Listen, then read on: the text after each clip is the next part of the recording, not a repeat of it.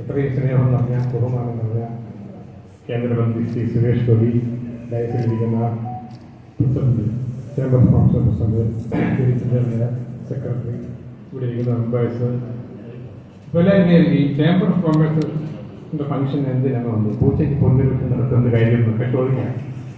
പക്ഷെ ഞാൻ അങ്ങോട്ട് ആവശ്യപ്പെട്ടാണ് ശ്രീ രവിചന്ദ്രൻ നായരോട് രണ്ട് വാക്ക് സംസാരിക്കാൻ എന്നെ ഒന്ന് അനുവദിക്കണമെന്ന്.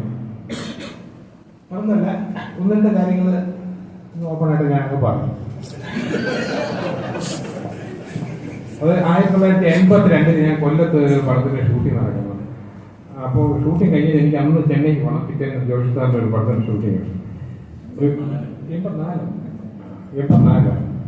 ഇയേഴ്സ്. അപ്പോൾ എന്നെ ഒരു 1 മണി എന്നുള്ള 1:30 1:45 ഇപ്പോൾ ട്രെയിനിനകത്ത് കൊണ്ടാൽ ചെറിയ മദ്രാസ് മെയിൽ വരികയാണ്, മദ്രാസ്. ഞാൻ അതിനകത്ത് നിന്നിട്ട് എനിക്ക് ഇങ്ങനെ കൈ വരയ്ക്കാം. 12:30 ഭക്ഷണം കഴിക്കുന്നതാണ്. 2 മണിയായി. ഇനി കോട്ടയത്ത് നിന്നിട്ട് ഭക്ഷണം കിട്ടും. അപ്പോൾ ഞാൻ അങ്ങനെ നിൽക്കുമ്പോൾ അടുത്തൊരു പയ്യൻ എന്താ ചേട്ടാ കൈ വരയ്ക്കുന്നത്? നമ്മൾ എനിക്ക് ഭക്ഷണം കഴിച്ചില്ലെങ്കിൽ അങ്ങനെ ഒരു സ്വഭാവമുണ്ട്, വിശപ്പ് വന്ന് ഇനി ഒന്നും കിട്ടത്തുമില്ല.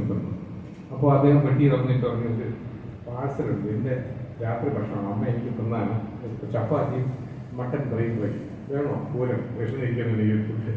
ഞാൻ കഴിച്ചപ്പം പുള്ളിക്കാരൻ നോക്കുന്നുണ്ട്, ശകലെങ്കിലും ബാക്കി വെച്ചിട്ട് എനിക്ക് രാത്രി കഴിച്ചു. ഏല വലിച്ച് ഞാൻ കഴിച്ചു. ഞാൻ ചോദിച്ചാൽ ഇത് എവിടെ പോകണം? ഞാൻ ചെന്നൈ വരെ പോകുന്നു. അന്ന് മദ്രാസ് വരെ പോകുന്നുണ്ട്. അവിടെ തമ്പി കണ്ണന്താനത്തിൻ്റെ ഒരു പടത്തിൻ്റെ സ്ക്രീൻ ടെസ്റ്റ് വന്നിട്ടേക്ക്. എന്താ പേര്?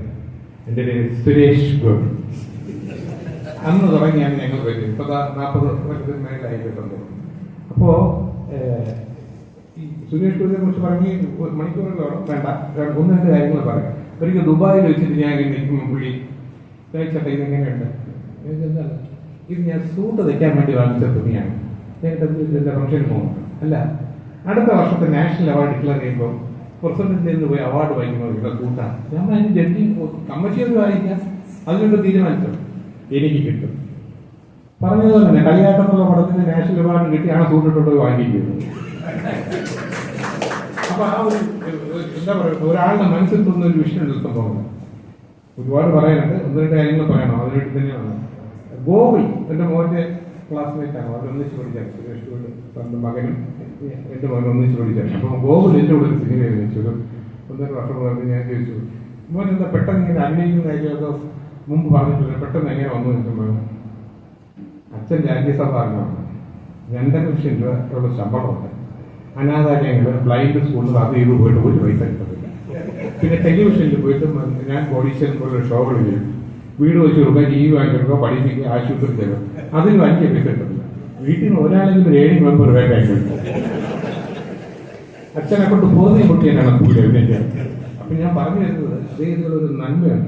ഇതിപ്പോൾ എടുത്ത് അദ്ദേഹത്തോട് പറയുമ്പോൾ മുഖത്തുനിന്ന് മാതിരിയായിപ്പോൾ എല്ലാ കാര്യങ്ങൾക്കും എല്ലാവരെയും സഹായിക്കുന്നു.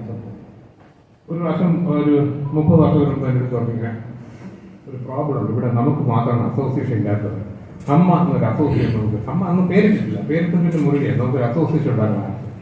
അങ്ങനെ അദ്ദേഹം നമ്പരായിട്ട് വന്നു, ഗണേഷ് കുമാർ. അപ്പം സുരേഷ് നമ്പർ 1 അങ്ങനത്തെ നമ്പർ അമ്മയുടെ, ഏറ്റത് 3 2 ഗണേഷ് കുമാർ.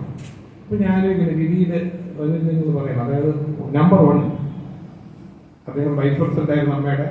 പിന്നെ ഈ പറഞ്ഞ രാജ്യസഭാ അംഗമായി, പാർലമെന്റ് അംഗമായി, കേന്ദ്രമന്ത്രി. ഗണേഷ് 20 ജില്ലയായിട്ട് MLA ആണ്, മന്ത്രിയാണ്.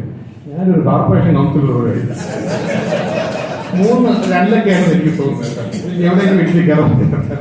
അപ്പൊ ഇന്നിവിടെ പറയാനുള്ളത്, ഇന്നിവിടെ പറയുന്നതിന് മുമ്പ് തന്നെ പല കാര്യങ്ങൾക്കും ഒരു വിഷയമുണ്ട്.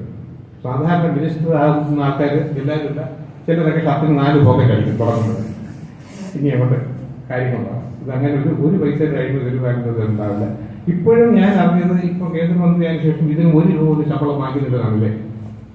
മോൻ പിന്നെ അഭിനയിക്കേണ്ടതല്ലേ. അല്ല, എന്താ ചെയ്യുക, അതറിയത്തില്ല. അപ്പോൾ ഒരു സ്വന്തമായിട്ടുള്ള കാര്യങ്ങളിൽ ഇങ്ങനെയുള്ള അഡ്വാൻറ്റേജസ് ഒന്നും പുള്ളി എടുക്കാറില്ല. എല്ലാ നല്ല കാര്യങ്ങളും ഇപ്പോഴും ആരും ഒരു കാര്യം കൂടെ പറഞ്ഞിരുന്നു. എൻ്റെ പേപ്പറിലൊക്കെ നോക്കി തുടങ്ങിയിട്ട് ഒരു കാര്യം കൂടെ പറയാം. ആ കോവിഡ് സമയത്ത് എൻ്റെ മൂത്ത മകൻ ചെയിനിൽ വർക്ക് ചെയ്യുന്നുണ്ട്.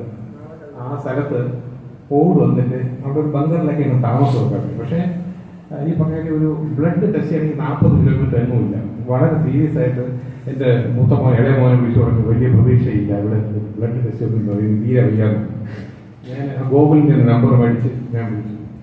അപ്പോൾ തന്നെ ഗുജറാത്തിലെ അദ്ദേഹത്തിൻ്റെ രാജ്യസഭ ഗുജറാത്തിലെ ഒരു എം പിയെ വിളിച്ച് പറഞ്ഞിട്ട് സ്പെഷ്യലായിട്ട് ഒരു ആംബുലൻസ് തയ്യാറാക്കി അവിടെ നിന്ന് 5 മണിക്കൂർ ട്രാവൽ ചെയ്ത് രാജ്കോട്ടിൽ വന്ന് രാജ്കോട്ടിൽ എത്തുമ്പോഴേക്കും പിന്നെ രവിചന്ദ്രനെ വിളിച്ചിട്ട് ഇവിടുന്ന് ബിൽഡേഴ്സിൻ്റെ ആരുടെ ഒരു ഹോസ്പിറ്റൽ അവിടെ വിളിച്ച് പറഞ്ഞ് എല്ലാം റെഡിയാക്കി.